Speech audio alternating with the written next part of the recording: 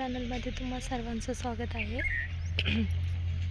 बघू शकता तुम्ही आमचं उडीद लावलेलं आहे बरं का. इथं उडदामध्ये ना असं भरपूर सारं गवत झालेलं आहे आणि गवत झाल्यामुळं ना म्हणलं की गायाला उपटून आपलं टाकावं म्हणलं. तर तुम्हाला मी मग आमचं गवत किती झालं ना ते दाखवते तुम्हाला. उडदामध्ये किती गवत झालं ते आहे. आणि मी इथं उन्हामध्ये पण उभा आहे, म्हणजे गवत काढतोय आम्ही. आणि बघू शकता तुम्ही आमच्या उडदामध्ये भरपूर सारं गवत झाल्यामुळं मी तुम्हाला दाखवते बरं का.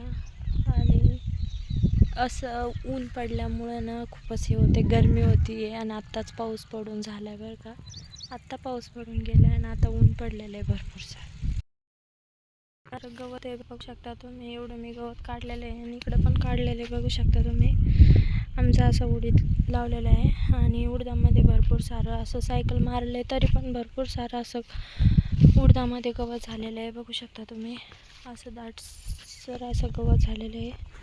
2 ठिकाणी गवत झालेलं आहे बघू शकता तुम्ही. उडदामध्ये गवत झाल्यामुळं ना त्याला काढावंच लागतं आणि त्याच्यामध्ये आम्ही तुरी लावलेली आहे बघू शकता तुम्ही.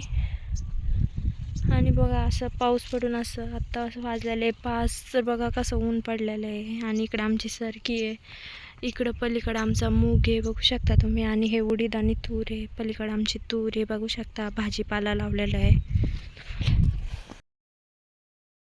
आमचा उडीद कसा आलेला आहे आणि कमेंटमध्ये सांगा की आमचा उडीद कसा आलेला आहे म्हणून. असा मस्त उगालेला आहे उडीद आमचा लाईन.